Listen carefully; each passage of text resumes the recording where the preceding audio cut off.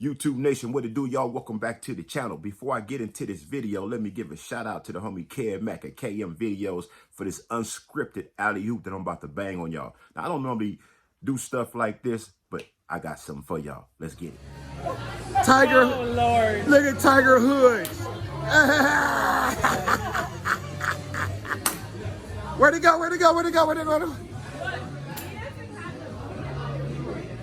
I need to go direct that way. Yeah, you gotta go that way. All right, so as y'all know, I believe in giving people their props. I believe in giving people their flowers they recognize they deserve it. You know what I mean? A lot of people go underrated. You know what I mean? There's a lot of people that's great out here that's done a lot of good things. That's been blessed this culture, this scene, the whole everything. You know what I mean? And give them their props, man. Why not? Why hate on them, man? Shout out to Ice-T and Miss Darlene Ortiz. So let me tell y'all the story about Miss Darlene Ortiz, where I met her at. I met her like back in like probably could have been 85, man, 86, somewhere around that time. One of my homies, man, one of my partners out of Cerritos, this DJ Cat. We called him Scratchmatic back in the days, but then he changed his name to Antron, right? This nigga used to be the DJ at the club Radiotron over there for 8th and Alvarado back then. Now this time, this nigga Matic, this nigga had an old primered up Vegas station wagon with the windows spray painted black, and the back of this nigga station wagon sat like this. It leaned back and shit, because this nigga had all this DJ shit in the back. He had the big ass Sherwin Vegas back there, the coffin thing where he had the 2 Technique 1200s in it, and an amp, and maybe like 2 crates of records and shit. And this was in the back of this motherfucking 4-speed Vega station wagon. The windows were spray painted black. The whole Vega was primered up. You know what I mean? And this nigga, you know, we used to roll around on this motherfucker. I used to fuck with him. You know what I mean? Matic is my nigga still to this day. Matic the homie and shit. But anyway, Matic riding around this motherfucker. He go to Radiotron. Now, Matic was one of the most underrated DJs. I don't give a fuck. He was one of the most underrated DJs in LA hip-hop history, coming up with the whole Mac Attack mix masters and all that.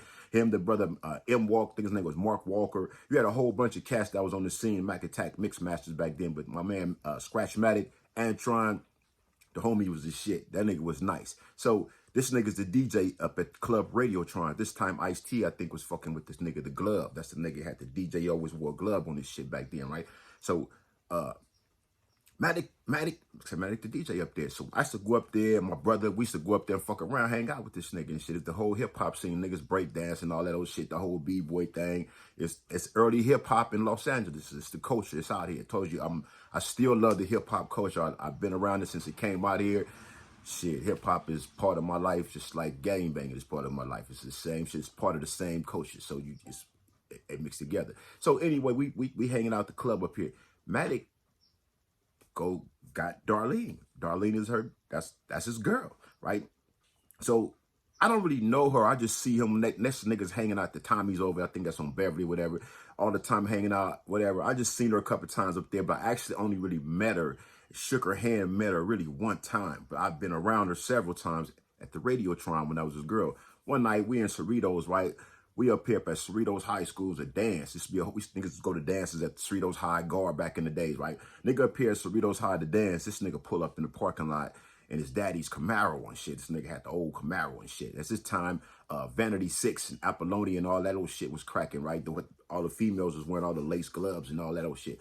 This nigga pull up in the motherfucking Camaro with Darlene in that motherfucker. She's sitting there with the lace glove on with a little champagne flute. They sipping. He just pull up in there like, you know, he's sharp. He want to stunt. He want to show up to the home. He's like, what up, fellas? This my girl Darlene and shit. I'm like, all right, she's just some bad chick. I didn't know what race she was. We thought she was Puerto Rican or some shit, right? Excuse me.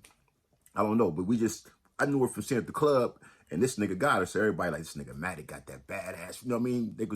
She was the shit. She was the shit. And he riding around with her stun. All right, fellas, I gotta go. He just wanted to pull up and stun in front of the homies. Like, look what I got. You know what I mean? But it's a trip because my other homie, my partner Sean, started messing with her cousin. She had a cousin named Elizabeth or something like that. My nigga Sean used to push out way back then. I think that was in North Hollywood somewhere. The homies would push out from Cerritos on the motherfucking Elite scooter. I kid you not. My nigga ride an Elite scooter from Cerritos all the way to motherfucking North Hollywood somewhere to pick her up, bring her back to Cerritos to his house and shit. You know what I'm saying? This is Darlene cousin and shit. You know what I mean? So this is my story about Darlene because I follow her on Instagram to this day. You know what I mean? She don't really know me. You know what I mean? She remember that day. She remember that era though. But, you know, I met her. I seen her.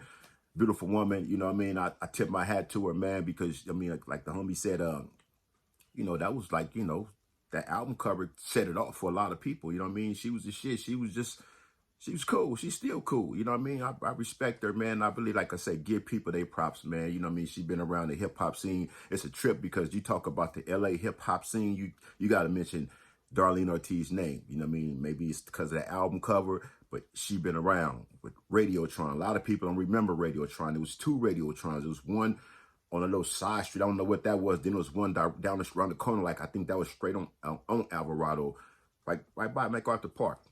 But that was a scene back then, like I say, the early LA hip hop scene before it was gangster rap. It wasn't no gangster rap then. NWA wasn't even really out at that time. This was back when Ice-T had an album before Colors. I remember he had a record out called Killers, and it sounded like Colors or some shit like that. So I remember different songs he was doing. He was coming up with his whole movement with the breakdancing scene. I mean, I remember seeing this nigga Ice-T all on TV when niggas be breakdancing and shit. And I seen this nigga come to World on Wheels with they had a whole hip hop scene in LA back then. World on Wheels be the place. They had like a Malcolm McLaren theme, all the break clubs up there, dance clubs, Unique Dominoes, all these niggas. A lot of these niggas is a lot of gang members y'all know about was in these dance groups. A lot of niggas was pop locking and break dancing back then. So a lot of people know. Nowadays, the generations that this nigga was dancing, nigga, that's hip hop. A lot of us is out here, I couldn't never pop or break. You know what I mean? I just like the DJ.